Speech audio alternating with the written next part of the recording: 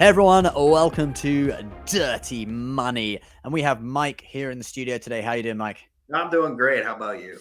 I'm awesome, man. We're going to be looking at this. It's a bit of a lighthearted story. Chris Rock's Netflix special, how much money he earned, and then some of the sort of the background and stories about it. It's quite interesting. So he supposedly is earning $40 million for these two Netflix specials, one of which already came out.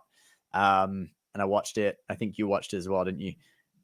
Yeah, Yeah. I mean, a selective outrage. I had I didn't really know what to expect. A part of me was hoping Kanye was in the audience and he was going to get smacked again, you know. But no Kanye in the audience. But it would have been pretty good if it had came out. So this is the first time where he went in on Will Smith. He did. Yeah, he did mention it, didn't he? Yeah. Yeah. Oh, at the end of the show, he was just like, he called them out, and basically the whole 70-minute special ended up being a selective outrage, and he closes with basically saying Will Smith is selective outrage, right? And it's kind of interesting when you really think about it, because he's not going against anybody's opinion, social beliefs, religion, none of that. He's just saying, like, if you're going to be mad about something, be consecutive about your anger. Don't And just morals. Yeah. yeah, just be normal about Consistent. it. Be consistent. Yeah, Yeah. be consistent. And so that was his big thing. On the other side of the money side is this guy gets $40 million for two 70-minute segments. We don't know what the next one, but like 70 minutes. So this guy made $285,000 a minute, and he made what, $4,500 a second for that live show. Now, I guess you can incorporate, how long did he write it out? How long did it take? But that's a I lot mean, of it money. probably took him a few weeks to write the scripts and stuff, but for the actual intense performance, it was only a bit over 2 hours, right? 2.5 hours or 3 hours. Well, for the two specials combined. So it's pretty impressive. Yeah, I mean, that's a good Yeah. deal considering Chris Rock's net worth $60 million. I mean, he just got 1/3 of his net worth in one show. He's up to 100 million now, right? Well, I don't know how he gets paid or when it gets paid, but from what he said, he paid every dollar he's earned, he spent on women. So he's pretty broke, according to him. That was in the special. I'm just saying. That was Okay. his words, not I mine. didn't get to that part yet. I'm halfway through. Oh, it gets I it's as vulgar as it starts as it But ends. he does keep mentioning his ex-wife and his. I loved the part about his kids, about how he talks about his.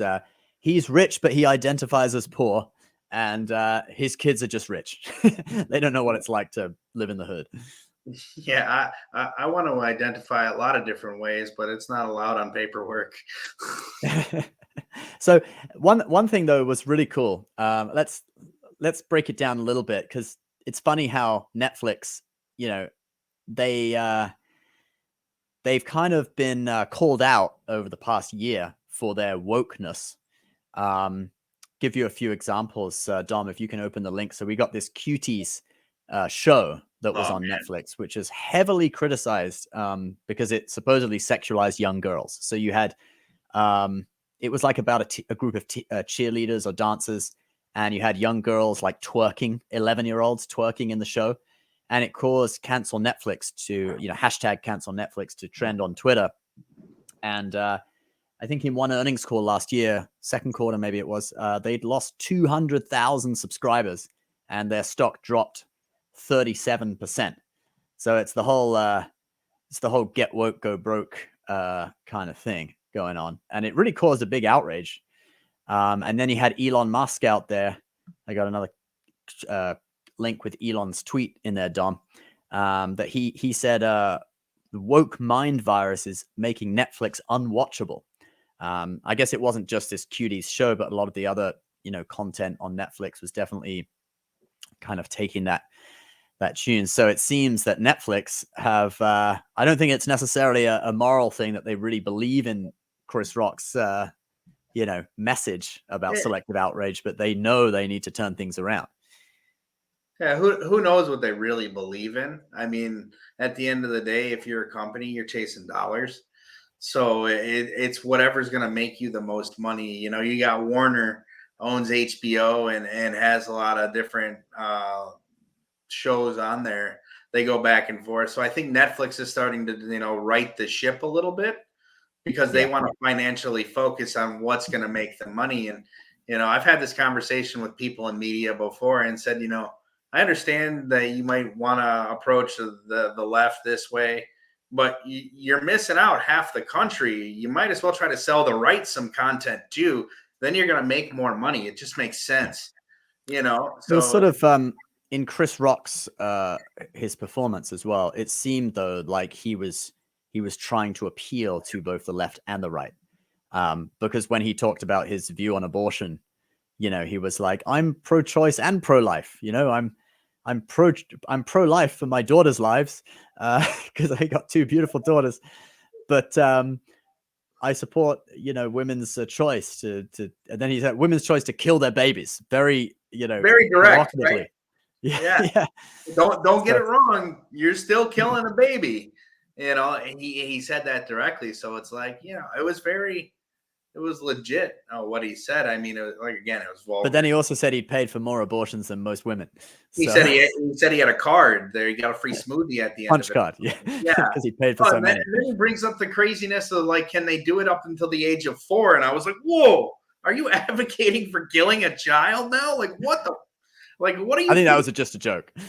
Well, I get it was just a joke, but that's a pretty outrageous joke, It right? was outrageous, wasn't it? It was Yeah. outrageous. I mean, like, whoa. Even just saying it, I've got a kid, and it's like, you're like, whoa, okay, all right, we'll keep watching, Yeah. and recognize it's satire, but So it's interesting though that some people who you wouldn't necessarily associate them with being like right wing, they're sort of calling the left out on the mistakes it's made over the past year with the whole wokeness thing. But then they're still saying like, oh, we're pro life or we support, trans or whatever. Like they're not totally going conservative. They're sort of like bringing it back to the middle is sort of the impression that I got. yeah, and I kind of agree with it to some extent. Like, why are you going crazy one side or the other? Like, Yes. the human's a human. Whatever Yeah. they choose, they choose. Like, I have other views on other things, but don't treat It was people kind of different. like be a centrist was sort of the message. Yeah, Yeah. and I think that's a decent message at the end of the day. Is like, why are you going from one extreme to the next? Yeah. There's extremes on both sides of the spectrum. I really try to just stay away from it and focus on what's making money and what's not. But at the end of the day, it's something that you have to be aware of. I thought one of the really funny things was when he talked about Lululemon and they're like, oh, we have a little sign in our window that says, we don't support racism. We don't hate anyone. And then he's like, you're selling $100 yoga pants. You hate someone. You hate the poor. Right. That's 100% true. I mean, Everyone hates someone, yeah, right. That's exactly it. And And then he said, Lululemon. everyone in the audience, I can guarantee that you would prefer a pair of $20 racist yoga pants to your $100 non-racist yoga pants. Yeah, and he got a clap and a laugh out of that one, So it's pretty interesting to think about it. Um, I was kind of just it's mind blowing that there's certain aspects of that skit where you're like, this makes sense, right? Because Yeah. he really focuses on what's a tangible issue to every culture, every person. Everybody cares about money. Doesn't matter who you are or what you do. Like, you work for money. You wake up in the morning. You have to eat. You need the money to eat. That's the reality of it. Hey, there's some Lululemon pants. It's $1 million. Look at those. Yeah, are those the men's yoga pants? Is that what we're looking at here, Dom? Yeah, these are men yoga pants. What do you? Wow.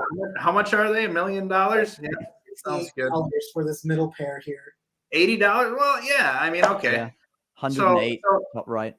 yeah, they're not Gucci pants that are $708 or Prada, but they're also not Walmart George brand for $7. So it's like, you just got to look at it fundamentally. I think Lululemon's probably one of the best marketing companies that ever came out. But Right? they're not racist, Mike. That's what's important. That I agree. Don't be racist, Lulu. But really, like They're elitist, though. oh, absolutely. They support. You go to the gym in your $108 yoga pants. It's interesting they chose 108 too. It's like how does that number play Like a into the Taoist whole? number or something. Well, the Chinese use 108 as like a very Large number. large number, Yeah. but it's also has some spiritual aspects to it as well. I mean, It's 9 times 9. 9 times 9, yeah, 81. But Oh, it's also not 9. It's not 9 times 9. Okay, I got that wrong. yeah, 9 times 9 is 81. But something you think about is like you go from the moon to the earth, or no, it's from the sun to the earth. You can fit 108 Earths between the sun and the moon. And then you can go from I want to say it was from the moon to the earth, you can fit like 108 moons or something, Yeah. something like that. So it's pretty interesting when you look at that number. You're like, hey, it's 108.